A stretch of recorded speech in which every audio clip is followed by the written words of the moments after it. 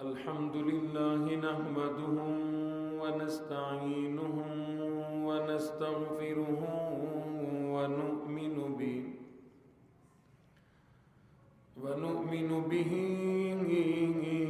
ونتوكل عليه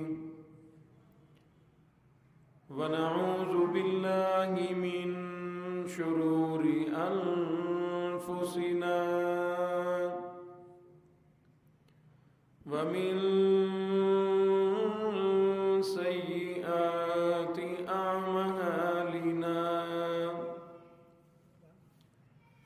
من يهده الله فلا مضل له ومن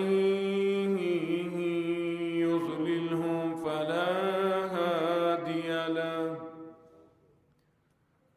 ونشهد أن لا إله إلا الله وحده لا شريك له ونشهد أن سيدنا وسندنا ونبينا وشفيعنا وهادينا ومرشدنا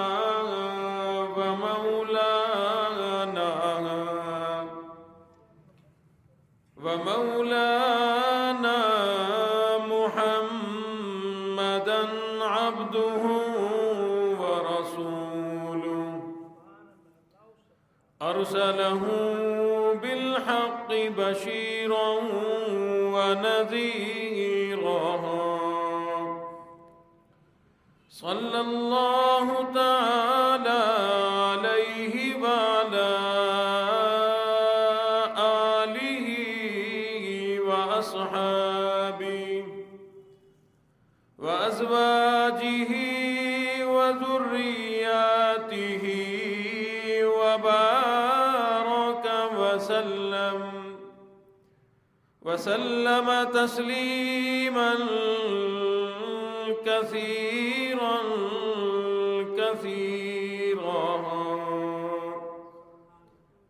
أما بعد فأعوذ بالله السميع العليم من الشيطان الرجيم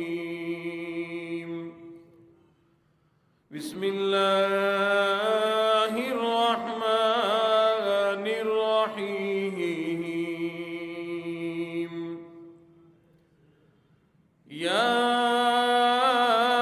أيها الذين آمنوا كتب عليكم الصيام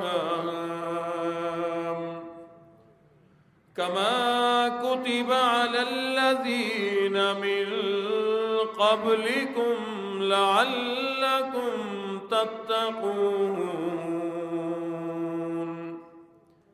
أياما معدودات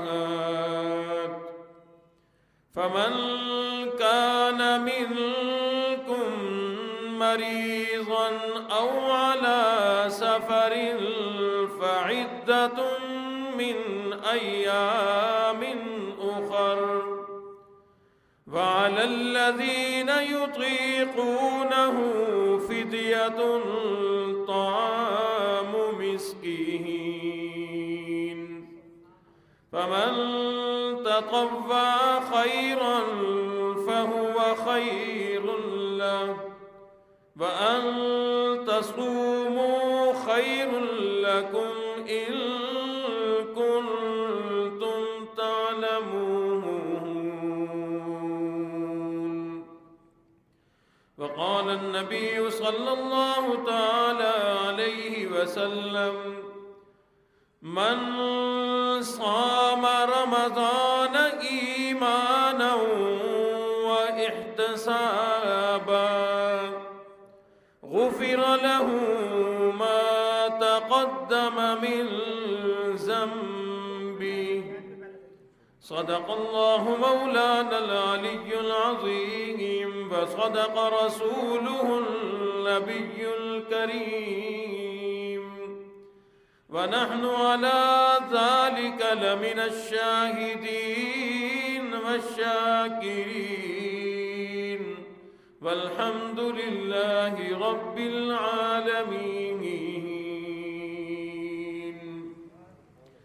اللهم صل على محمد وعلى آل محمد كما صليت على إبراهيم وعلى آل إبراهيم إنك حميد مجيد. اللهم بارك على محمد وعلى آل محمد كما باركت على إبراهيم وعلى آل إبراهيم إنك حميد مجيد.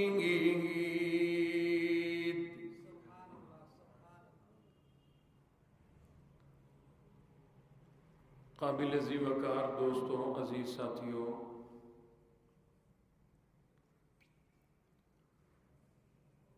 پروردگار عالم کی مہربانی سے الحمدللہ ہمیں رمضان المبارک کا بابرکت مہینہ نصیب ہوا. اللہ رب العزت ہمیں اس ماہ مقدس، اس ماہ مبارک کی دن رات اور لمحہ لمحہ قدردانی کرنے کی توفیق عطا فرمائے. جتنی بھی عبادات اس ماہ مبارک میں فرض ہیں، سنت ہیں، واجب ہیں یا نوافل ہیں، رب کائنات ہمیں بڑھ چڑھ کر تمام عبادات صحیح طرح سے ادا کرنے کی توفیق عطا فرمائے. نیکیوں کا موسم بہار، نیکیاں بنانے کا کارخانہ، بہت ہی زیادہ عظمتوں والا مہینہ رمضان المبارک الحمدللہ رب کائنات نے ہمیں عطا فرما دیا. بہترین ہے وہ آدمی جو اس ماہ مبارک کی قدردانی کرے، اس مہینے کی عظمت کو جانے اور جس طرح سے یہ مہینہ گزارنے کا حکم ہے اس طرح سے اس ماہ مبارک کو گزارے. جس آدمی نے رمضان المبارک کے مہینے کی قدر کی، صحیح معنوں میں عاقل بالغ تھا، صحت مند تھا، روزہ رکھا اور تراویح پڑھی اور تمام عبادات صحیح معنوں میں اگر کوئی آدمی بجا لائے تو یہ مہینہ اس کے لیے نہ صرف رحمتوں کا بلکہ مغفرتوں کا بھی مہینہ بن جایا کرتا ہے. شیخ عبد القادر جیلانی رحمت اللہ علیہ فرماتے ہیں کہ اس مہینے کا نام ہے رمضان. اس میں 5 حروف ہیں، 5 حرف ہیں. فرمایا ایک ایک حرف الگ الگ فضیلت لیے ہوئے ہے. 5 حروف ہیں رمضان کے، را، میم، ضاد، الف اور نون. ان 5 حروف کے اندر اللہ نے الگ الگ عظمتیں اور فضیلتیں بسائی ہیں. فرمایا رمضان کی را سے مراد رحمتوں والا مہینہ.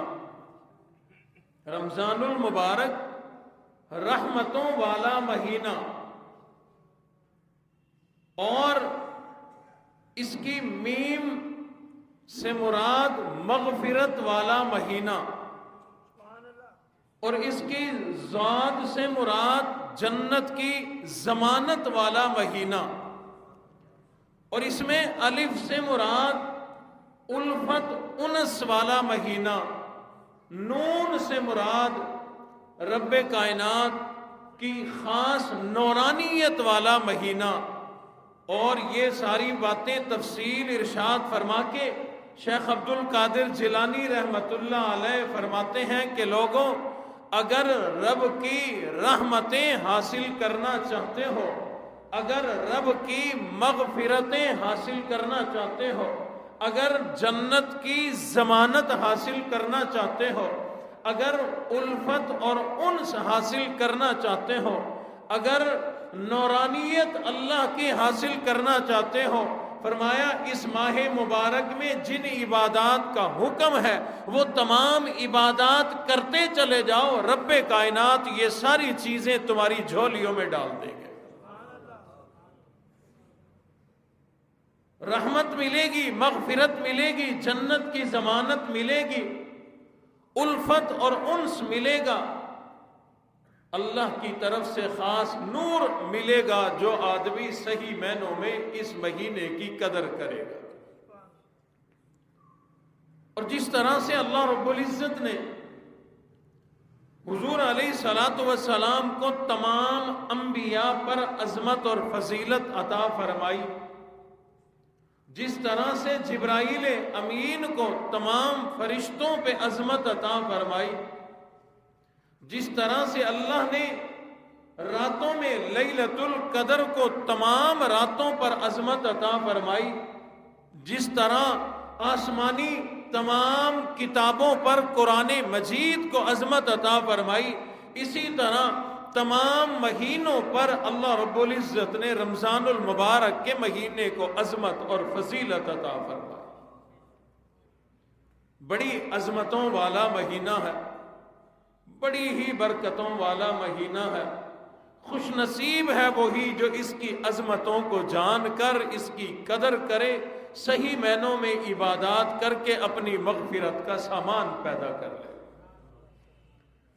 اور کس قدر برکتوں والا ہے یہ مہینہ، گزشتہ جمعے میں اشارتاً میں نے عرض کیا تھا، حضور علیہ الصلوۃ والسلام نے فرمایا عام مہینوں میں ایک نفل پڑھنے کا ہی ثواب ملے گا، 1000 نفل پڑھ 1000 نفلوں کا ہی ثواب ملے گا، لیکن حضور علیہ الصلوۃ والسلام نے ارشاد فرمایا اس ماہ مبارک میں رب کائنات کی رحمتیں عام ہوتی ہیں، پروردگار عالم کی رحمتیں اور نورانیتیں عام ہوا کرتی ہے۔ اللہ رب العزت اس ماہ مبارک میں تھوڑی نیکیوں پر زیادہ صلہ، زیادہ اجر عطا فرماتے ہیں۔ فرمایا رمضان المبارک کے مہینے میں اگر ایک نفل پڑھو گے اللہ رب العزت ایک فرض کے برابر ثواب عطا فرمائیں گے۔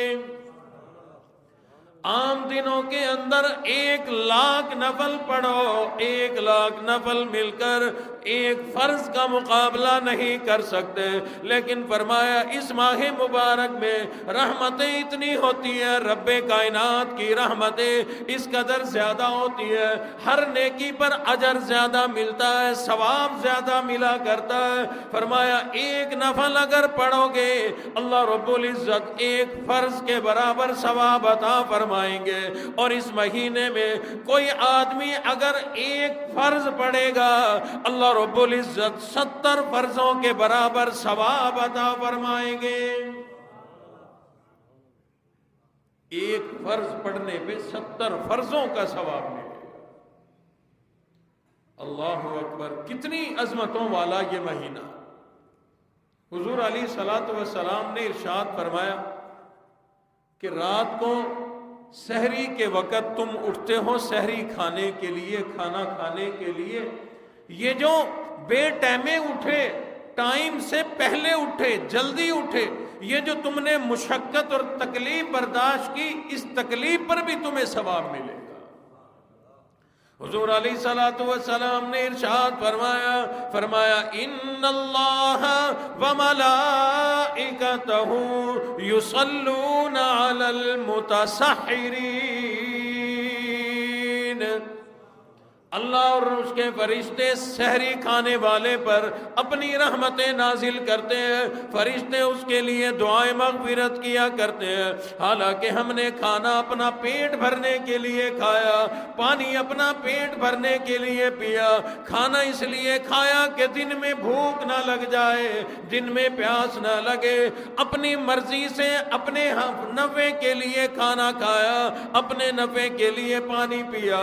لیکن حضور علیہ الصلوۃ والسلام نے ارشاد فرمایا، یہ جو اللہ کا حکم بھی تو نے ساتھ میں پورا کیا، تو نے روزہ رکھنے کے لیے سحری کھائی، کھانا کھایا، پانی پیا، اللہ رب العزت تیرے اوپر کھانا کھانے کی بدولت، سحری کھانے کی بدولت اپنی رحمتیں نازل فرماتے ہیں۔ حالانکہ مطلب میرا اپنا، ضرورت میری اپنی، نفع میرا اپنا سحری کھانے میں، بھوک میری ختم ہو، دن بھر کی بھوک سے میں بچوں، اپنی ضرورت میں کھانا کھایا۔ لیکن اللہ فرماتے ہیں میرے بندے کیونکہ تو نے اللہ کا حکم پورا کیا ہے، حکم پورے کرنے پہ تجھے اتنا ثواب ہے کہ تجھے روٹی کھانے پہ بھی ثواب مل رہا ہے۔ اس لیے پروردگار عالم نے ارشاد فرما دیا، لوگوں گھبرانے کی ضرورت کوئی نہیں۔ یا ایھا الذین آمنوا کتب علیکم الصیام کما کتب علی الذین من قبلکم۔ او ایمان والوں، تم پر ایک مہینے کے روزے فرض کر دیے گئے، ایک مہینہ صرف رمضان المبارک کا مہینے کا روزہ تم پر فرض ہے، ایک مہینے کے 29 یا 30 روزے تمہارے اوپر فرض کر دیے گئے، باقی 11 مہینے مزے کرو، کھاؤ پیو، مزے اڑاؤ۔ اور اللہ رب العزت نے تسلی دینے کے لیے ارشاد فرما دیا، لوگو گھبرانے کی ضرورت کوئی نہیں، یہ تمہارے اوپر ہی ظلم کوئی نہیں۔ فرمایا کما کتب علی الذین من قبلکم، تم سے پہلی جتنی بھی امتیں آئی ہر امت پر روزہ فرض تھا۔ علماء نے لکھا ہے جتنی بھی امتیں آئی تمام امتوں سے اللہ نے روزے رکھوائے۔ تو ہمیں بتانے کی کیا ضرورت کہ پہلی امتوں نے روزے رکھے؟ یہ تسلی دینے کے لیے ہے۔ کوئی آدمی کسی تکلیف میں، پریشانی میں ہو تو لوگ کہہ دیا کرتے ہیں اور جوانوں پہ تکلیفیں آتی رہتی ہیں اور جوانوں پہ پریشانیاں آتی رہتی ہیں۔ اس کا سننے والے پہ اثر یہ ہوتا ہے کہ یار میں بھی جوان ہوں، جوانوں پہ تکلیف آیا کرتی ہے، وہ تکلیف کا اثر ختم ہو جاتا ہے۔ اللہ نے ہمیں یہ جو بھوک پیاس، دن بھر روزہ رکھنا اللہ کی رضا کے لیے، بھوک پیاس کو برداشت کرنے کے لیے اللہ نے آسانی پیدا فرما دی۔ فرمایا گھبراؤ نہیں، کما کتب علی الذین من قبلکم، پہلے لوگوں پہ بھی روزہ فرض تھا، پہلے لوگ بھی روزہ رکھا کرتے تھے، یہ تمہارے اوپر کوئی ظلم نہیں ہے۔ اور میں کہتا ہوں ہمارے اوپر تو بڑی آسانی ہے، ہمارے اوپر تو بڑی آسانی ہے۔ کسی امت پہ ساری زندگی کے روزے فرض تھے، کسی امت پہ 6 مہینے کے روزے فرض تھے، کسی امت پہ 4 مہینے کے روزے فرض تھے۔ ایک امت آج بھی موجود ہے جنہیں عیسائیت کہا جاتا ہے، اگر وہ اس زمانے کے لحاظ سے روزے رکھیں ان پر بھی 2 مہینوں کے روزے فرض ہیں۔ مبارک ہو ہمارے اوپر صرف 1 مہینے کا روزہ۔ معاشرے میں جو عیسائی لوگ موجود ہیں ان سے پوچھو، سال میں 2 مہینے کے روزے وہ لوگ رکھتے ہیں جو ان میں پکے عیسائی ہیں، پکے دیندار ہیں، صحیح دیندار ہیں اور اللہ اور اس کے رسول کی اپنی شریعت کے مطابق فرما برداری کرتے ہیں، تو وہ 2 مہینوں کے روزے رکھتے ہیں۔ اللہ نے کتنی آسانی فرمائی، ہمیں صرف 1 مہینے کے، اور کبھی مہینہ بھی پورا نہیں، 29 دن کے روزے ملتے ہیں۔ یہی وجہ ہے کہ مسلمان پہلی تاریخ کو ہی دعا کرنا شروع کر دیتے ہیں کہ اللہ اس دفعہ بھی 29 ہی ہو، بلکہ فکس ہو جائے 29، یا فروری کے مہینے کی طرح 28 فکس ہو جائے۔ بہرحال یہ اس رب کی مہربانی ہے، کبھی 30، کبھی 29، کبھی گرمی، کبھی سردی، کبھی بہار، کبھی خزاں۔ اللہ رب العزت رمضان المبارک پورے سال کے تمام مہینوں، تمام موسموں میں لاتے ہیں تاکہ ہر طرح کی تربیت اور ہر طرح کی ٹریننگ ہو جائے۔ یہ جو چند گھنٹوں کا بھوکا پیاسا رہنا نا، آخرت اور دین کے لحاظ سے جو نفع ہے سو ہے، اس بھوکے رہنے میں، اس روزہ رکھنے میں دنیاوی اعتبار سے بھی اور جسمانی اعتبار سے بھی بڑے فائدے ہیں۔ محققین نے، تحقیق کرنے والوں نے لکھا ہے کہ تمام مخلوقات سال بھر میں کچھ نہ کچھ دن کے روزے رکھتی ہیں، تمام مخلوقات۔ ہم سوچتے ہیں کہ صرف ہم روزہ رکھتے ہیں، کئی خون خوار جانور ایسے ہیں کہ ایک خاص موسم میں وہ اپنے آپ کو کہیں چھپا لیتے ہیں، نہ کچھ کھاتے ہیں نہ پیتے ہیں، بس چھپے رہتے ہیں۔ پھر اس کے بعد جب وہ باہر نکلتے ہیں، یعنی کچھ عرصہ وہ روزے کی کیفیت میں رہتے ہیں، جب وہ باہر نکلتے ہیں ان کے اوپر ایک نئی جوانی آتی ہے، جو ان کی خون خاری ہے اس میں اضافہ ہو جاتا ہے، جو ان میں چیر پھاڑ کرنے کی طاقت ہے اس میں اور زیادہ اضافہ ہو جاتا ہے۔ اسی طرح ماہرین نے لکھا ہے چند سانپ ہیں جو ایک خاص موسم میں کہیں جا کے چھپ جاتے ہیں، زیر زمین چلے جاتے ہیں، غاروں وغیرہ میں چلے جاتے ہیں، وہیں پڑے رہتے ہیں، نہ کھاتے ہیں نہ پیتے ہیں، روزے کی کیفیت میں رہتے ہیں۔ جب وہ ان کی کیفیت ختم ہوتی ہے، ان کے اوپر سے ایک جھلی ہوتی ہے جو اتر جاتی ہے، پھر نئی جھلی آتی ہے جس سے اس کے حسن میں بھی اضافہ ہوتا ہے، اس سانپ کے زہر میں بھی اضافہ ہوتا ہے، اور اس کے اندر ایک جوانی اور تازگی آ جایا کرتی ہے۔ آپ حضرات نے درختوں کو دیکھا ہوگا، خزاں کے موسم میں نہ یہ کچھ کھاتے ہیں نہ پیتے ہیں، پتے بھی جھڑ جاتے ہیں، بالکل ٹنڈ منڈ گنجے ہوئے کھڑے ہیں بے رونق سے۔ اچھا انسان بھی ظلم کرتے ہیں، انسان بھی ان دنوں میں ان کو پانی نہیں دیتے کہ اس نے اب کون سا پھل دینا ہے، اب کون سا سایہ دینا ہے۔ یعنی یہ درخت، یہ پودے بھی روزے کی کیفیت میں چلے جاتے ہیں، اور جب وہ کیفیت ختم ہوتی ہے، ان کی جب عید ہوتی ہے، نئی کونپلیں پھوٹتی ہیں، نئے پتے آتے ہیں، شباب آتا ہے، تو یہ دیکھنے والے ہوتے ہیں، دیکھنے والا کہتا ہے کہ دیکھو جوان ہو گئے، دوبارہ پھل پھول آ گئے۔ یہی بات انسان کے اندر ہے۔ اگر ایک مہینے کے انسان روزہ رکھ لے، دنیا کی بات کرتا ہوں، دنیا کا جملہ بولتا ہوں، ایک مہینے تک 15-14 گھنٹے اگر انسان بھوکا رہے، روزے کی کیفیت میں رہے، تو ایک مہینے کے بعد اس کے اندر کی بیماریاں ختم ہو جاتی ہیں، جوانی اور تازگی واپس آ جاتی ہے۔ ایک انگریز ڈاکٹر کا یہ کہنا ہے، انگریز ڈاکٹر، کہ اگر سال میں 15-20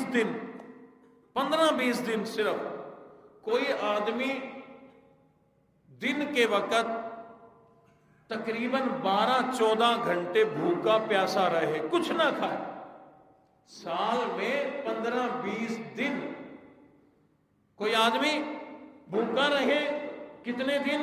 15-20 دن اور 12-14 گھنٹے،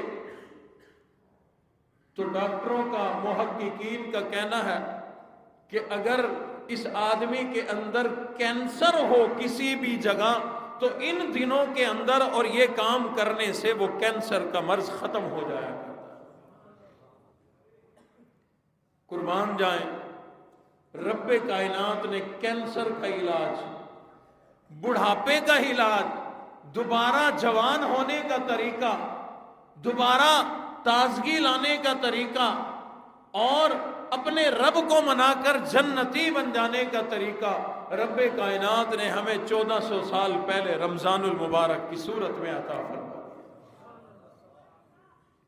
اس لیے پروردگار عالم نے اعلان فرما دیا، لوگو سال میں ایک مہینہ رمضان المبارک کا مہینہ، یہ میں اللہ کا مہینہ، یا ایھا الذین آمنوا کتب علیکم الصیام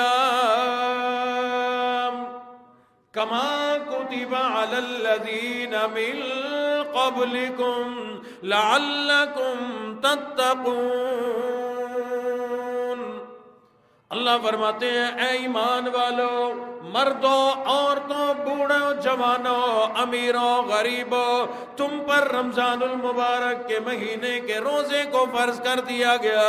ایک مہینے کے روزے تمہارے اوپر فرض کر دیے گئے، اور اس کا تمہیں دنیا آخرت میں بڑا فائدہ ملے گا۔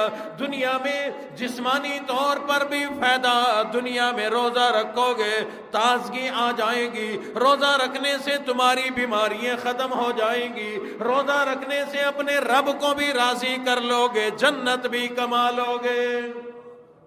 نعرہ تکبیر، نعرہ رسالت، مولانا قاری محمد بلال حنیف، نعرہ تکبیر۔ بیماریاں بھی ختم۔ اور ایک ڈاکٹر نے کئی سال پہلے کی رپورٹ ہے، میں نے اخبار میں پڑھا تھا، لکھا تھا کہ جس کو بلڈ پریشر ہو یا جسم کے اندر گلٹیاں بنتی ہیں، گلٹیاں ہو یا اس قسم کا اور کوئی مرض ہو، رگوں کے اندر خون جم جاتا ہو، اس قسم کی جتنی بھی بیماریاں ہیں ان کا واحد حل روزہ ہے۔ روزہ رکھنے سے یہ ساری بیماریاں ختم ہو جاتی ہیں۔ ہائی بلڈ پریشر ختم، دیگر امراض کا بے شمار، کینسر جیسے مرض کا علاج روزہ ہے، اور اللہ نے ہمیں عبادت کی صورت میں عطا فرما دیا۔ دین اسلام کتنا خوبصورت دین ہے کہ اللہ نے بیماریوں کا علاج بھی عبادت کی صورت میں عطا فرما دیا، کہ اس سے تیری بیماریوں کا بھی علاج ہو، تیرا رب بھی راضی ہو، تجھ پر جنت بھی واجب ہو۔ اس لیے پروردگار عالم نے فرمایا اگر تو یہ رمضان کے روزے رکھے گا تجھے فائدہ یہ ہوگا، فرمایا لعلکم تتقون، تم متقی بن جائے گا، پرہیزگار بن جائے گا، تیرے اندر ضبط نفس پیدا ہو جائے گا۔ اللہ رب العزت فرماتے ہیں یہی تو تیرے اندر میں اللہ نے پیدا کرنا ہے۔ ایک مہینے میں میں نے حلال کھانے سے بھی تجھے چھٹوا دیا، حلال پینے سے بھی تجھے برداشت کرنے کی عادت ڈال دی، حلال بیوی سے بھی دور رہنے کی تجھے عادت ڈال دی۔ فرمایا اب ایک مہینے کی ٹریننگ کے بعد، ایک مہینے کی مشق کے بعد تیرے اندر اتنا ضبط نفس پیدا ہو گیا، اتنا تقوی پیدا ہو گیا، اتنی پرہیزگاری پیدا ہو گئی، اب تو نے سال کے باقی 11 مہینوں میں حلال تو کھانا لیکن اپنے اوپر ضبط کر کے حرام نہیں کھانا، حلال تو نے پینا لیکن برداشت کر کے حرام نہیں پینا، بیوی حلال ہے اس کے قریب تو نے جانا لیکن اپنے اوپر کنٹرول کر کے حرام کے قریب نہیں جانا۔ فرمایا لعلکم تتقون، اس رمضان کے روزے کی بدولت او میرے بندے تو پرہیزگار بن جائے گا۔ اللہ نے منع کر دیا نا کہ دن میں صبح سحری سے لے کے شام مغرب تک کچھ نہیں کھانا، کچھ نہیں پینا، کوئی غلط حرام کام نہیں کرنا، یہ ٹریننگ ہے ضبط کرنے کی، برداشت کرنے کی۔ کھانا سامنے ہے لیکن نہیں کھانا، پینا سامنے ہے لیکن نہیں پینا۔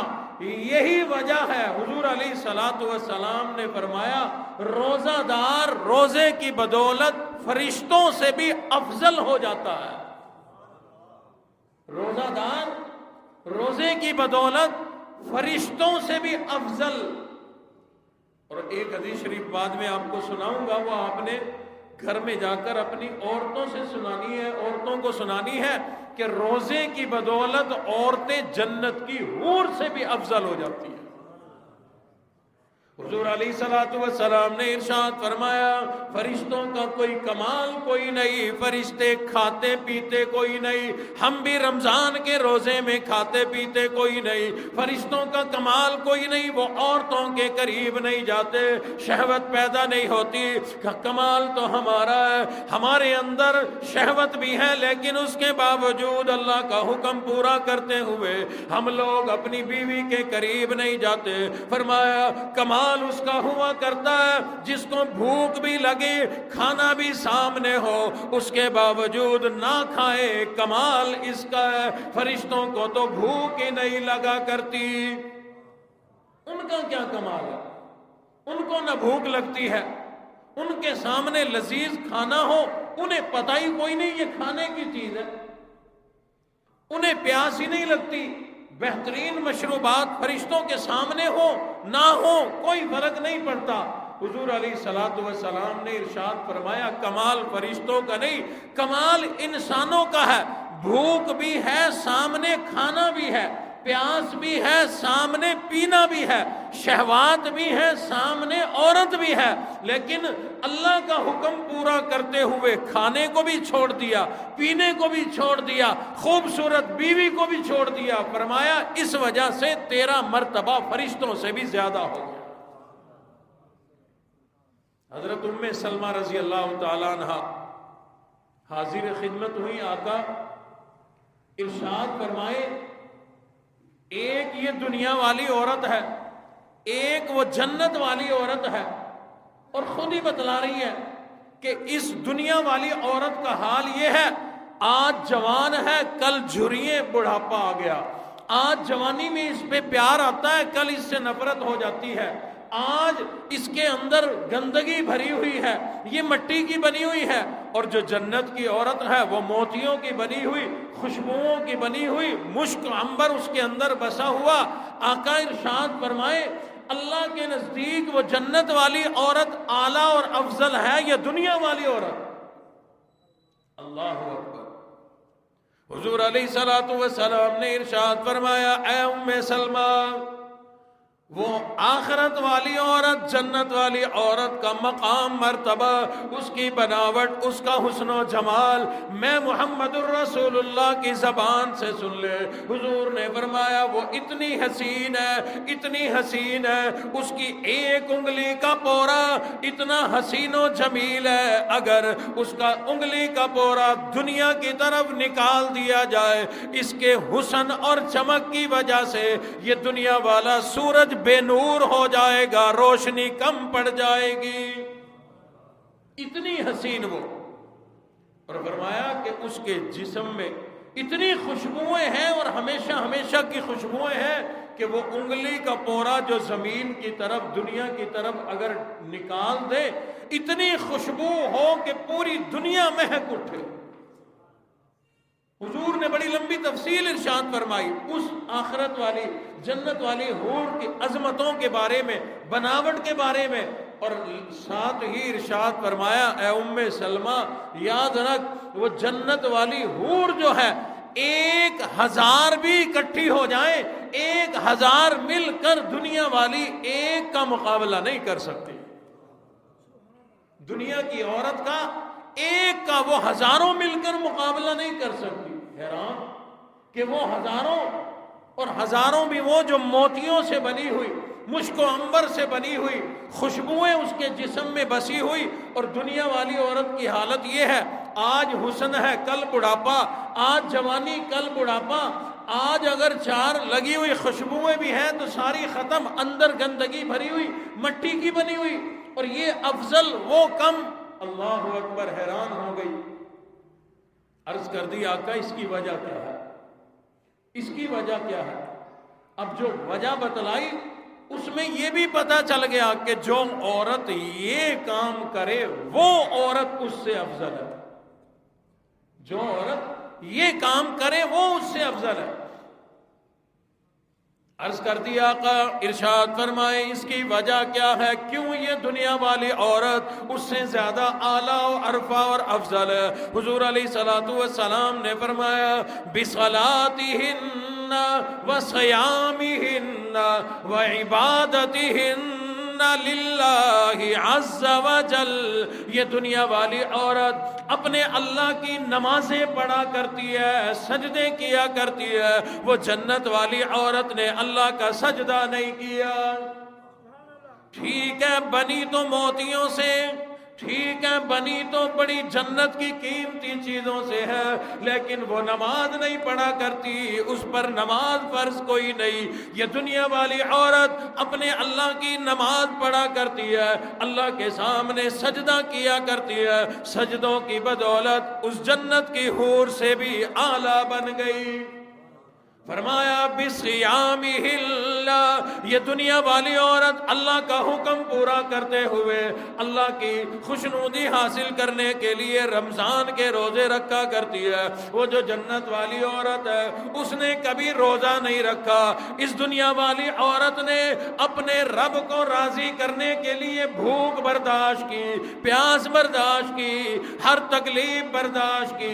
हुजूर अलैहिस्सलातु वस्सलाम ने इरशाद फरमाया क्योंकि औरतें ही घरों में रोटियां बनाया करती हैं, फरमाया जो औरत अपने बच्चों के लिए, अपने खाविन के लिए, अपने अब्बा के लिए रमजान की सहरी में उठकर रोटियां पका करके दे, उनकी रमजान की सहरी तैयार किया करे, रब्बे कायनात उसको हजरत मरियम अलैहिस्सलाम जैसा अजर अता फरमाएंगे।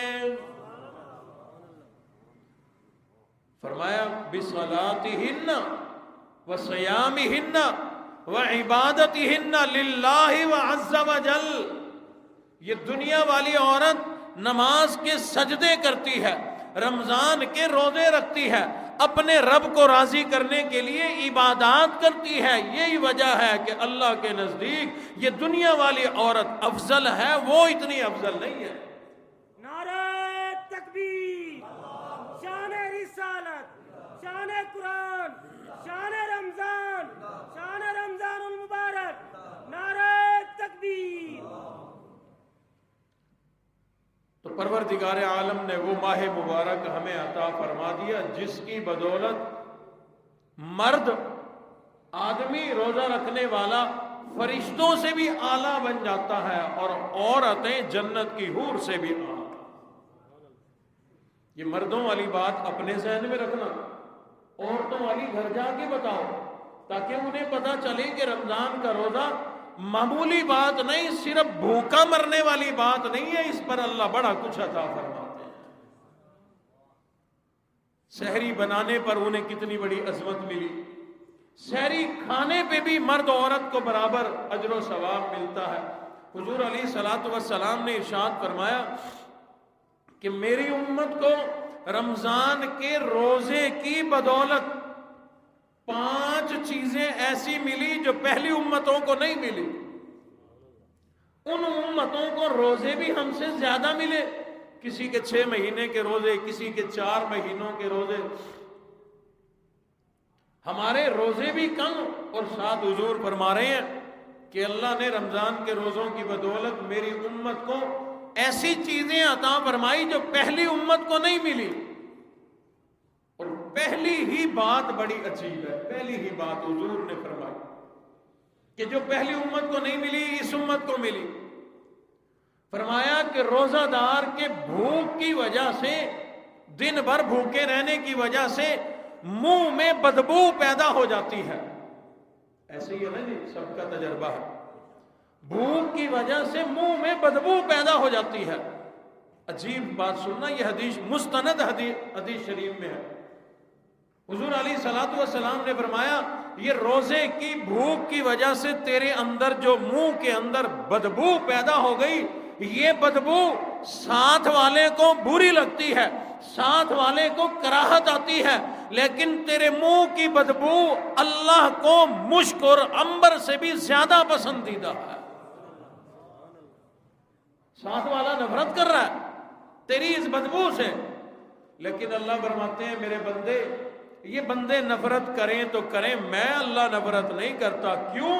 तूने रोजा मेरे लिए रखा हुआ है।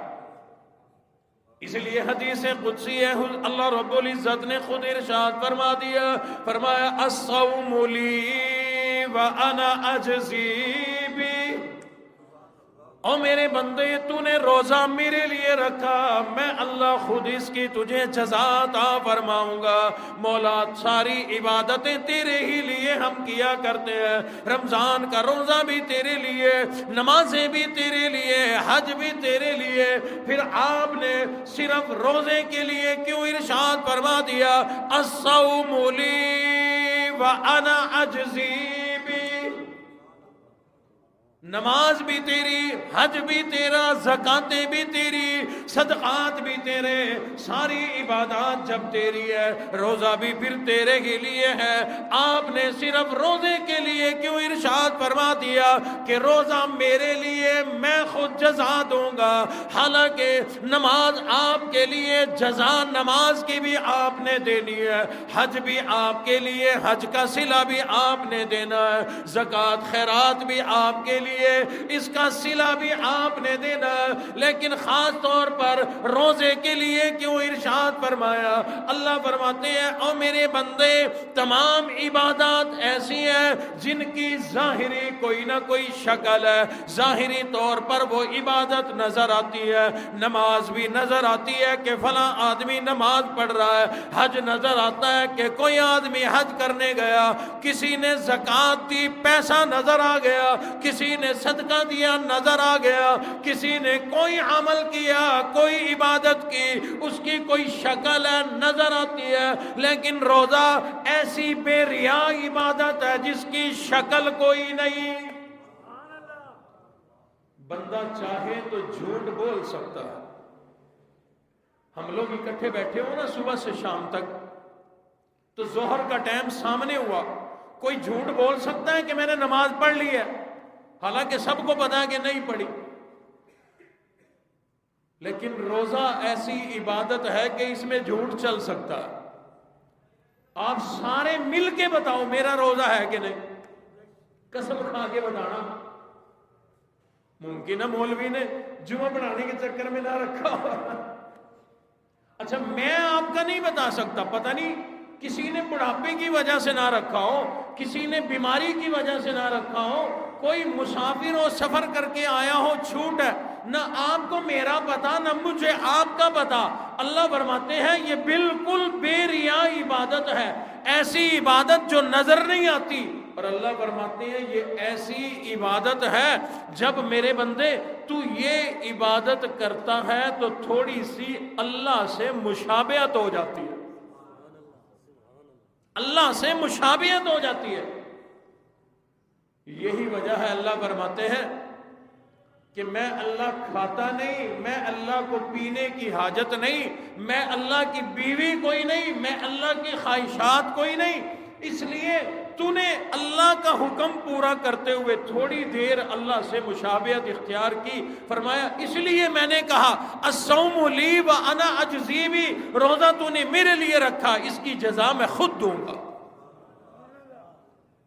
اور ایک روایت اور ہے، اللہ نے فرمایا الصوم لی وانا اجزا بی۔ اللہ اکبر۔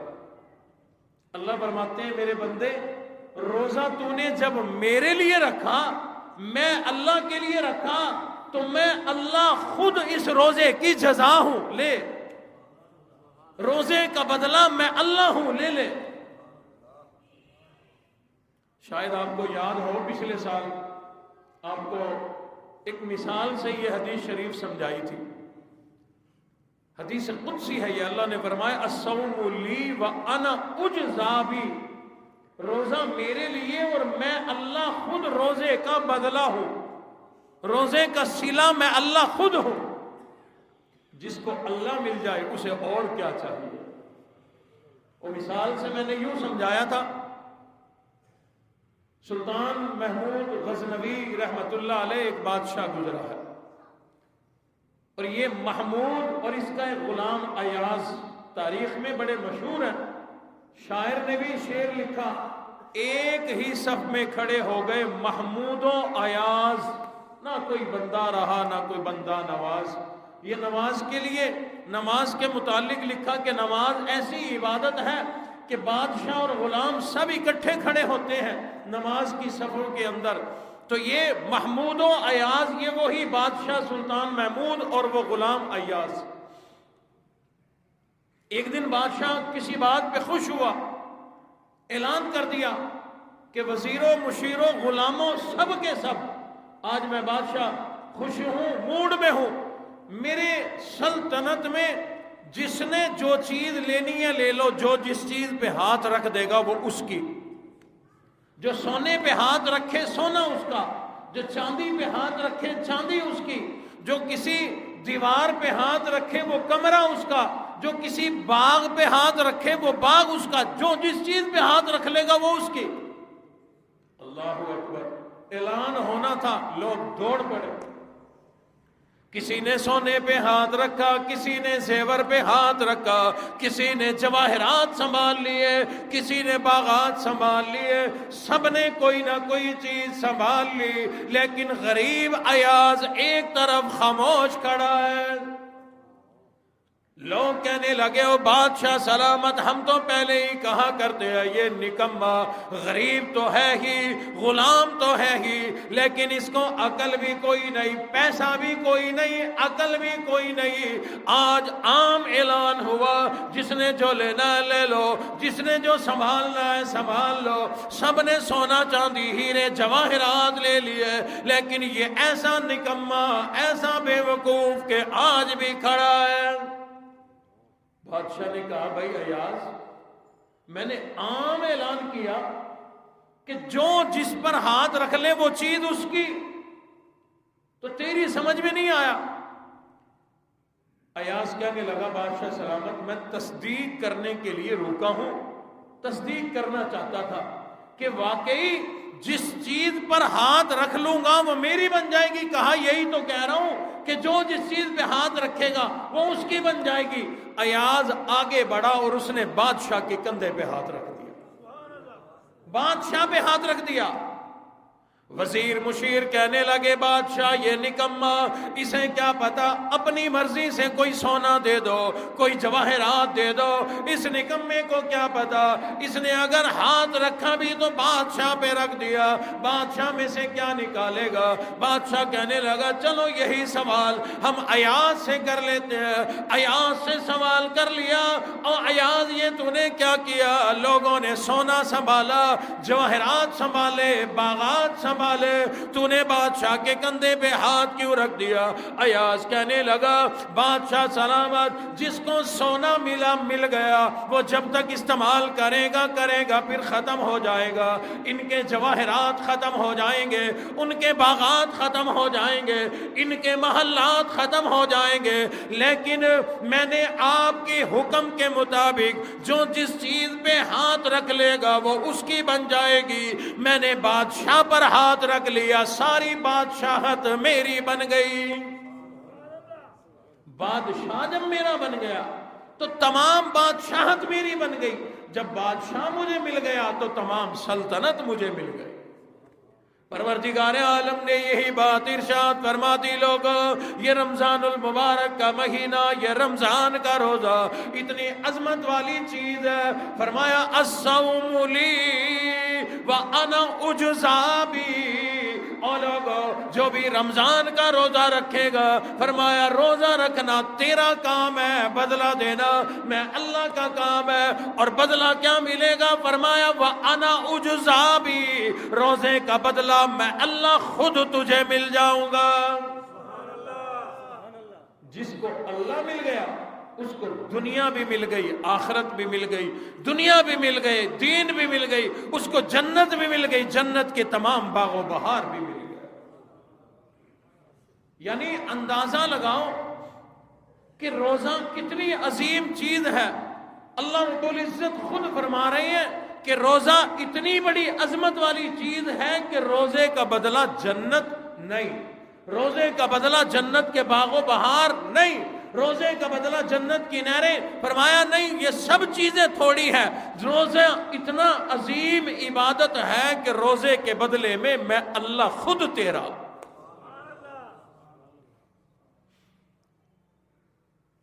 اب یقیناً بات سمجھ میں آ گئی ہوگی. حضور علیہ الصلوۃ والسلام نے فرمایا روزے کی بھوک کی وجہ سے جو تیرے منہ کے اندر بدبو پیدا ہو جاتی ہے، اللہ فرماتے ہیں کہ یہ تیرے منہ کی بدبو مشک اور عنبر سے بھی زیادہ میں اللہ کو اچھی اور قیمتی لگا کرتی ہے۔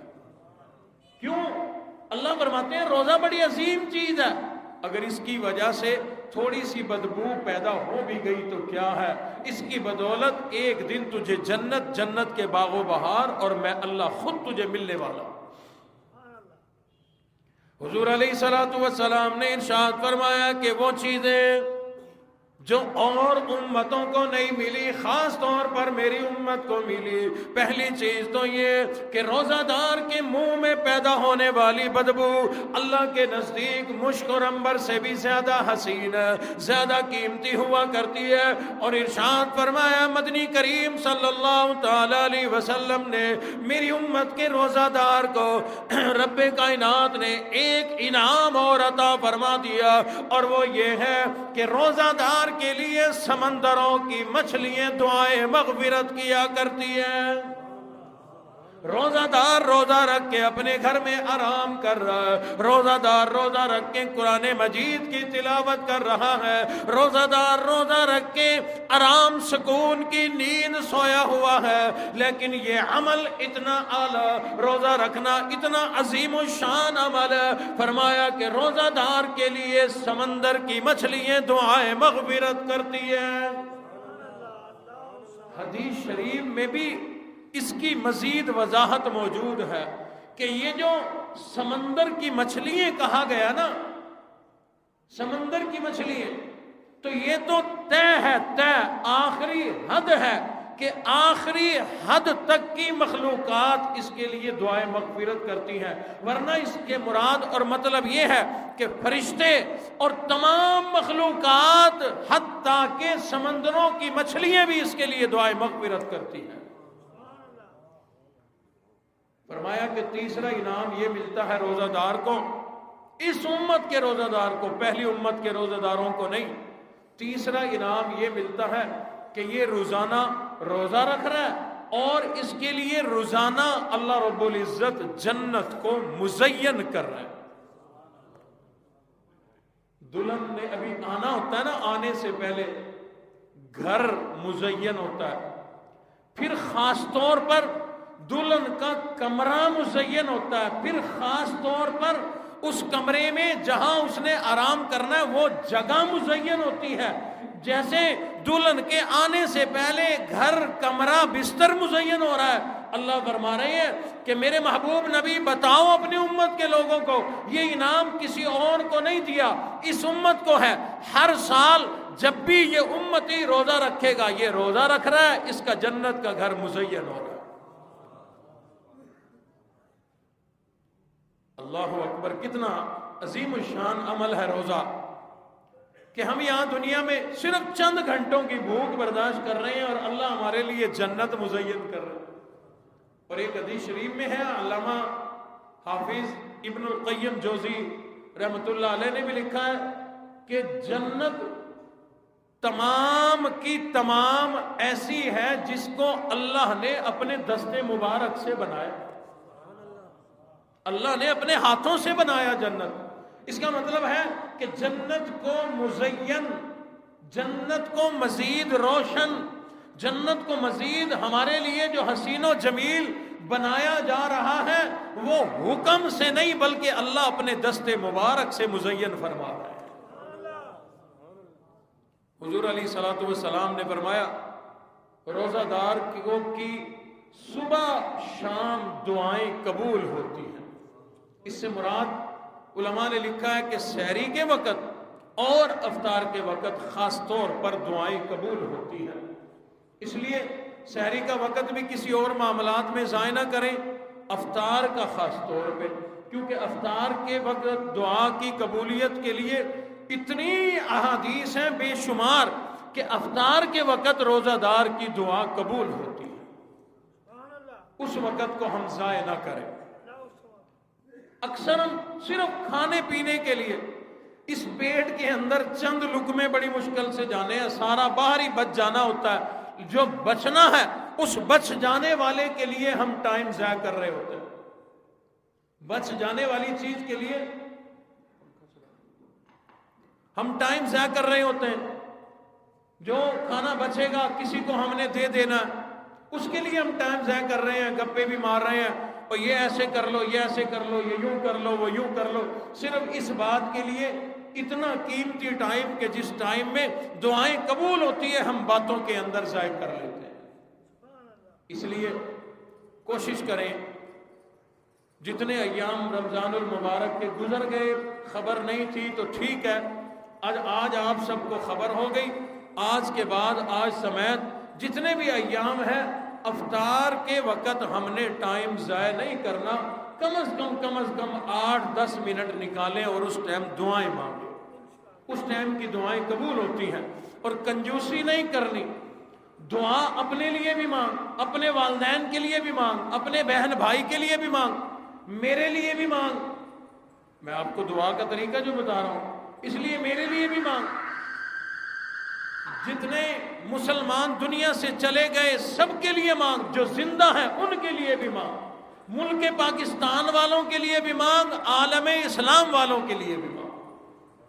ممکن ہے اس حدیث شریف کے مطابق تیری دعا قبول ہو جائے اور سب کا بیڑا پار ہو جائے.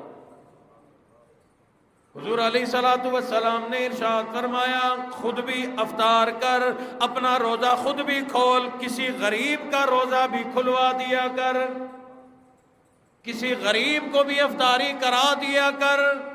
صحابہ کرام نے عرض کر دیا آقا ملے گا کیا ہمیں، اس کا صلہ کیا ملے گا؟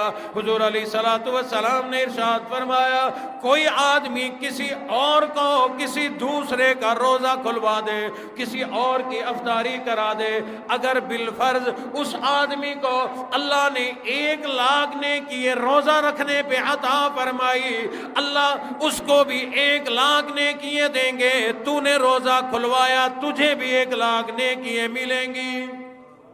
اپنے روزے کی نیکیاں الگ ملیں گی، دوسرے کا روزہ افطار کرانے کی نیکیاں الگ ملیں گی. صحابہ کرام نے عرض کر دی آقا ہم تو غریب لوگ ہیں، ہمیں تو اتنی طاقت کوئی نہیں کہ ہم لوگوں کا افطار کرائیں، ہم تو اپنا ہی انتظام کر لیں، بڑی بات ہے. حضور علیہ الصلوۃ والسلام نے فرمایا ضروری نہیں کہ کسی کو مرغ مسلم کھلائے جائے، رج بھر کے کھلایا جائے. فرمایا کوئی آدمی ایک دودھ کے گلاس سے کسی کا روزہ کھلوا دے، کسی کو 2 کھجور کے دانے دے کر روزہ کھلوا دے، کسی کو 1 ٹکڑا روٹی کا دے کر روزہ کھلوا دے، کسی کو لسی کا گلاس پلا کر روزہ کھلوا دے، جتنا ثواب اس کو روزہ رکھنے کا ملے گا اتنا ثواب روزہ کھلوانے والے کو بھی ملے گا. آسان طریقہ یہ ہے افطاریاں کرنے کی بجائے، جیسے ہم افطاریاں کرتے ہیں وہ افطاری کرنے کی بجائے بہتر یہ ہے کسی غریب کے گھر راشن بھیج دے. وہ اپنی مرضی سے پکائے کھائے، اپنی مرضی سے. ذرا مجھے بتا آپ نے مجھے بلایا افطاری پہ اور پکائی وہ چیز جو میں کھاتا ہی نہیں، ثواب ملے گا؟ جو کھائیں گے جو اڑائیں گے ان کا ملے گا نا ثواب، میری طرف سے ثواب نہیں ملے گا جب میری من پسند ہے ہی نہیں، میں نے کھانی نہیں، میرا پرہیز ہے، تو اس لیے اس افطاری کا ثواب میری طرف سے نہیں ملے گا. اس لیے ہم جب بلاتے ہیں مرغا پکاتے ہیں، اکثر لوگوں کا پرہیز ہے نہیں کھاتے تو ثواب نہیں ملتا. اس لیے بہتر ہے کوئی ایسی چیز کسی ضرورت مند کو اس کی ضرورت پہنچا دے. اور میں تو یہاں تک کہوں گا بعض اوقات ایسا ہوتا ہے کہ میں نے بھی یہ سوچا رمضان المبارک کا مہینہ ہے ثواب زیادہ ملے گا کہ فلاں غریب ہے، مرد ہے یا عورت ہے، میں اس کو ایک سوٹ لے دیتا ہوں عید کے لیے. میں نے بھی سوٹ لے دیا، انہوں نے بھی سوٹ لے دیا، انہوں نے بھی سوٹ لے دیا، انہوں نے بھی، پورے محلے نے اس غریب بیوہ کو سوٹوں کا ڈھیر لگا پڑا ہے، کھانے کو روٹی کوئی نہیں، کھانے کو روٹی کوئی نہیں. خود حساب لگا، ثواب مل رہا ہے، ملے گا صحیح، تجھے مل گیا. اگر تو نے زکوٰۃ میں دیا تو زکوٰۃ ادا ہو گئی، لیکن وہ ثواب نہیں ملے گا جو حکم ہے. جو حکم ہے، حکم یہ ہے کہ صحیح معنوں میں ضرورت مند کی ضرورت کو پورا کر۔ اندازہ کر لیا کر کہ کسی نے کپڑے دے دیے ہوں گے، جب آپ 20-21ویں روزے کو کپڑے کا سوٹ لے کے جا رہے ہو، کوئی درزی کوئی درزن سی کے دیتا ہے ان دنوں میں، ہاؤس فل کے بورڈ لگے ہوتے ہیں، تو اس کا مطلب ہے سوٹ تو سل گیا، اس کو راشن دے، اس کو جوتا لے دے۔ اگلی بات بتاؤں، کئی بیوائیں بزرگ عورتیں ایسی ہوتی ہیں کہ جن کے پاس سب نے کپڑا بھی لے دیا، راشن بھی لے دیا، لیکن دوائی کھاتی ہیں، دوائی کے پیسے کوئی نہیں۔ مجھے ایک بیوہ نے خود کہا، ایسی بیوہ ہیں شہر کی طرف رہتی ہیں کہ جن کو اولاد بھی کوئی نہیں ہوئی اور جوانی میں بیوہ ہو گئی تھی، بڑی باضمیر ہے، کسی کے سامنے سوال بھی نہیں کرتی، بھوکی مر جائے گی، کسی سے روپیہ نہیں مانگتی۔ تو ہمارے کیونکہ علم میں ہے، جب اللہ توفیق دے میں کچھ نہ کچھ دے آتا ہوں، حال احوال جب پوچھتا ہوں تو وہ یہی بات بتاتی ہیں، کہتی بیٹا دوائی لینے کے پیسے کوئی نہیں، سوٹوں کا ڈھیر لگا پڑا ہے، بستروں کے ڈھیر لگے پڑے ہیں، دوائی کے پیسے کوئی نہیں۔ اور اگر ناراض نہ ہو ایک اور بات بھی بتاؤں آپ کو، میں اس لیے باتیں کرتا ہوں تاکہ اشارے مل جائیں، راز کھل جائیں، ہماری اصلاح ہو جائے، جدھر توجہ نہیں ہے توجہ چلی جائے۔ آج کتنے روزے ہو گئے بھی؟ تیسرا۔ 2 گزرے ہیں، کسی کے گھر سے میرے گھر چاولوں کی پلیٹ نہیں آئی۔ آپ کے گھر آئی ہے؟ ایسا نہیں آئی۔ اچھا، جو ہی 20واں روزہ گزرے گا نا، ادھر سے بھی پلیٹ، ادھر سے بھی پلیٹ، ادھر سے پلیٹ نہیں، تھال آتے ہیں۔ اور جب 27ویں ہمارا مدرسہ ہے نا جی طلباء کے لیے، اب پلیٹ کیا کٹوری بھی نہیں آ رہی، جب 20واں روزہ قریب آئے گا پھر پلیٹیں، پھر جب 25واں آئے گا تو تھالیاں، جب 27واں آتا ہے تو دیگ پوری۔ جو بات سمجھانا چاہ رہا ہوں سمجھ میں آئی؟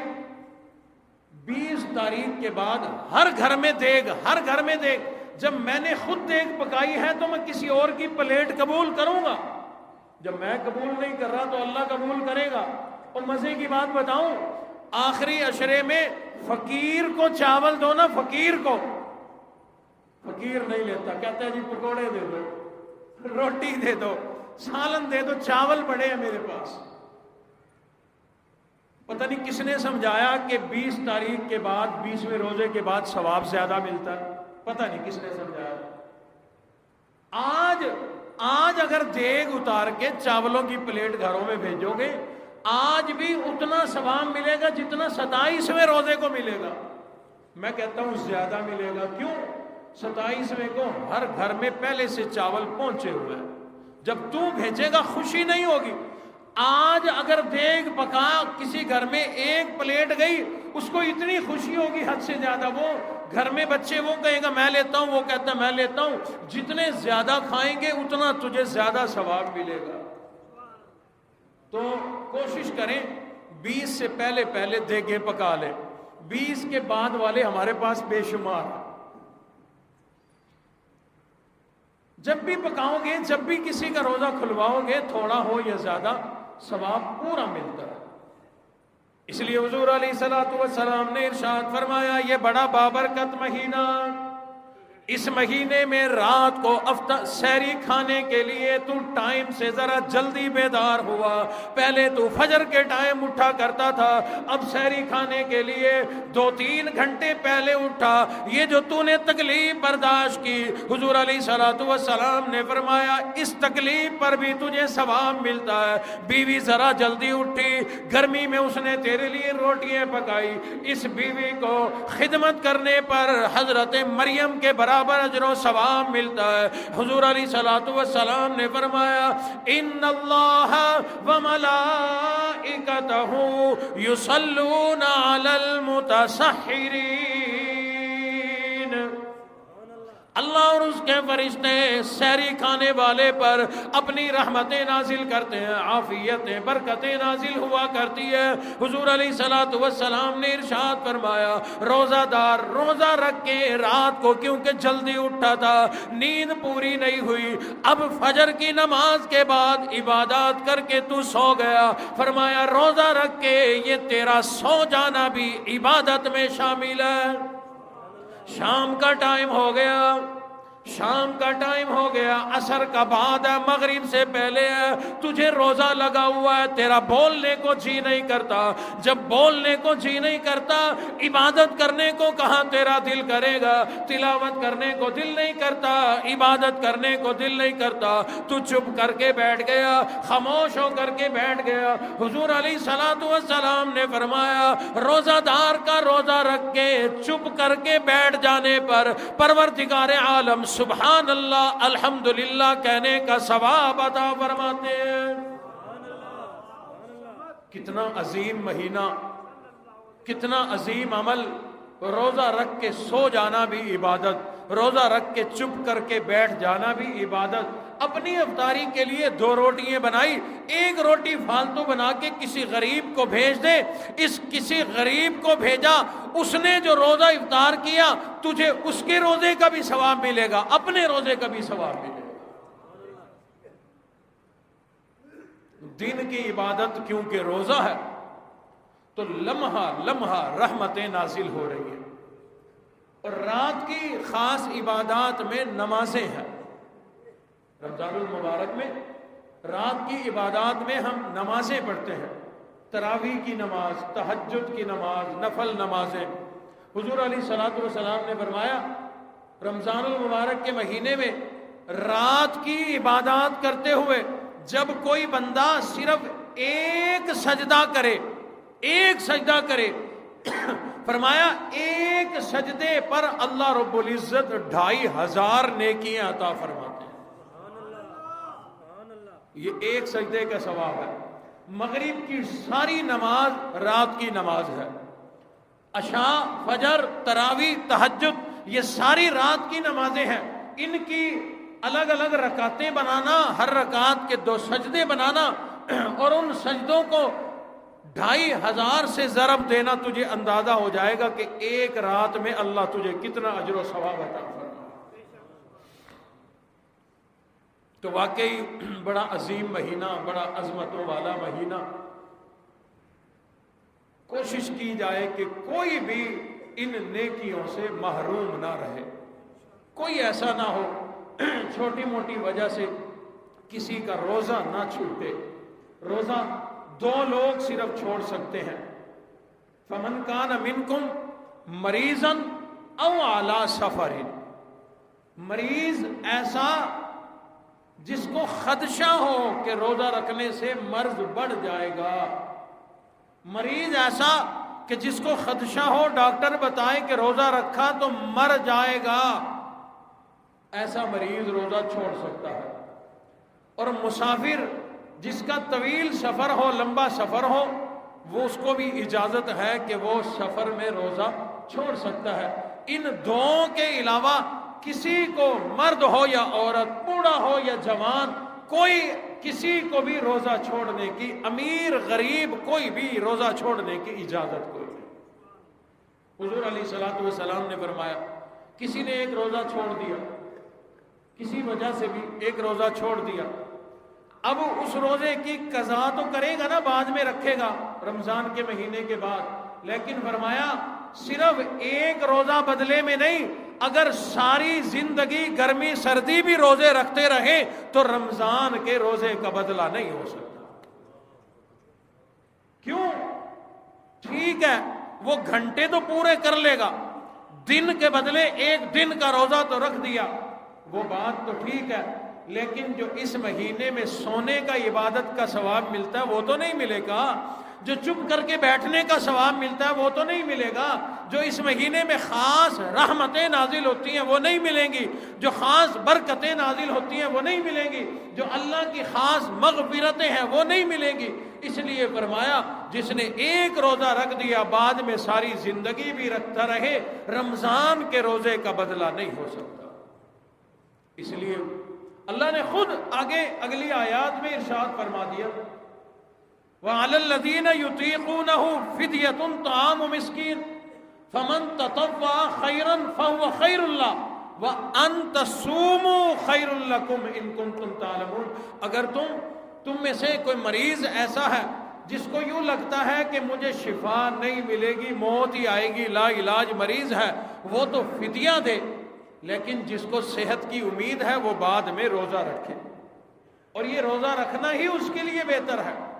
اور میں کہتا ہوں کہ جس کو ہمت ہے، طاقت ہے، سفر میں بھی، اگر آج کل کے سفر تو بڑے آسان سفر ہیں، تیرے گھر میں اے سی کوئی نہیں لیکن گاڑی میں اے سی ہے، تیرے گھر میں ٹوٹی چرپائی ہے، گاڑی میں بڑا نرم بستر ہے، ایسی نیند آتی ہے، اترنا اکاڑے ہوتا ہے، بندہ لاہور پہنچ جاتا ہے۔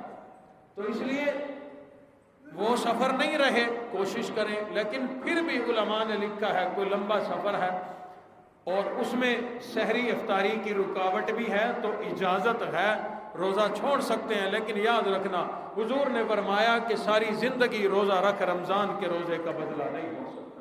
اللہ رب العزت سے دعا ہے جو کچھ کہا سنا اس پر عمل کرنے کی توفیق عطا فرمائے۔ وآخر دعوانا ان الحمدللہ رب العالمین۔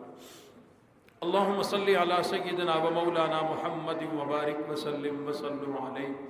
ربنا آتنا فی الدنیا حسنة وفی الآخرة حسنة وقنا عذاب النار وادخلنا الجنة مع الابرار یا عزیز یا غفار۔ پروردگار عالم اس ماہ مبارک کی برکت سے ہم سب کے صغیرہ کبیرہ گناہوں کو معاف فرما دے۔ یا اللہ آپ نے تو کرم نوازی فرمائی، مہربانی فرمائی، ہمیں یہ مقدس، یہ بابرکت مہینہ عطا فرمایا، ہمیں اس مہینے کی قدردانی کرنے کی توفیق عطا فرما، لمحہ لمحہ کی ہمیں قدر کرنے کی توفیق عطا فرما، دن کے روزے اور رات کی نمازیں اور تمام عبادات بجا لانے کی ہمیں توفیق عطا فرما۔ پروردگار عالم رمضان قرآن کے صدقے ہم سب کے صغیرہ کبیرہ گناہوں کو معاف فرما دے۔ یا اللہ جتنے لوگ آج تک دنیا سے رخصت ہو گئے، مولا سب کو معافی عطا فرما، سب کی کامل مغفرت فرما، ہمارے والدین کی مغفرت فرما، آبا و اجداد کی مغفرت فرما، جتنے ہمارے نمازی دنیا سے چلے گئے یا اللہ سب کی مغفرت فرما۔ چچا شفیع بلوچ بھائی، چچا خادم، ایسے ہی بھائی حنیف صاحب، اور کچھ عرصہ قبل، چند سال قبل جیسے ہمارے مؤذن حاجی غلام سرور صاحب، حاجی غلام فرید صاحب اور دیگر جتنے ساتھی، حاجی خدابخش صاحب، یہ ہمارے مسجد کے ہمسائے، اور دیگر جتنے بھی نمازیوں میں سے دنیا سے رخصت ہو گئے، اللہ سب کی مغفرت فرمائے۔ ابھی گزشتہ ہفتے میں ہمارے محلے کے اور ہماری محلے کی مسجد کے مؤذن بھی رہے رانا شبیر حسین صاحب، دنیا سے رخصت ہوئے، اللہ رب العزت ان کی مغفرت فرمائے۔ رمضان المبارک سے ایک دو دن قبل ہمارے بہت پرانے بچپن کے سکول کے استاد تھے شیخ جمیل قریشی صاحب، وہ دنیا سے رخصت ہوئے، اللہ رب العزت ان کی مغفرت فرمائے۔ ابھی کل ہی ہمارے ساتھی ہیں ارشد بٹ صاحب، ان کے بڑے بھائی دنیا سے رخصت ہو گئے، اللہ ان کی مغفرت فرمائے۔ اور ایسے ہی یہ ساتھ ہی الہ آباد بستی ہے، قاری ساجد معاویہ صاحب ہمارے ساتھی ہیں، ان کی والدہ محترمہ کا انتقال ہو گیا، آج صبح ہی جنازہ تھا، اللہ رب العزت اماں جان کی قبر پر کروڑوں رحمت نازل فرمائے۔ حاجی ادریس صاحب، بھائی لقمان صاحب کے والد محترم، ایسے ہی ابا جی رحمت اللہ علیہ کے خدمت گزاروں میں سے حاجی سلیمان صاحب ہوا کرتے تھے، اور اسی طرح حاجی صابر علی انصاری، حاجی شفیع صاحب اور دیگر، یا اللہ سب کی مغفرت فرما، مولا سب کی مغفرت فرما۔ آج سے قبل جتنے بھی مرد عورت مسلمان دنیا سے رخصت ہو گئے، اللہ سب کی مغفرت فرما، سب کے درجات کو بلند فرما، سب کی قبروں کو جنت کا باغ بنا دے، مولا ہم زندوں کو معافی عطا فرما، یا اللہ ہمیں صراط مستقیم پر چلنے کی توفیق عطا فرما، یا اللہ اس ماہ مبارک کی برکت سے ہم سب کو پکا نمازی بنا دے، یا اللہ ہم سب کو قرآن پڑھنے والا بنا دے، یا اللہ یہ جتنا مجمع آیا بیٹھا ہے سب کے صغیرہ کبیرہ گناہوں کو معاف فرما کر آسانیوں، راحتوں اور برکتوں والی زندگی عطا فرما، یا اللہ ہر بے اولاد کو نیک نرینہ صالح اولاد عطا فرما، جس کے ہاں بیٹا کوئی نہیں اللہ اپنے خزانوں سے بیٹے عطا فرما، یا اللہ سب کے روزی رزق میں، کاروبار میں برکتیں، وسعتیں عطا فرما، اس پورے مجمع پر اپنی رحمتیں برکتیں عطا فرما۔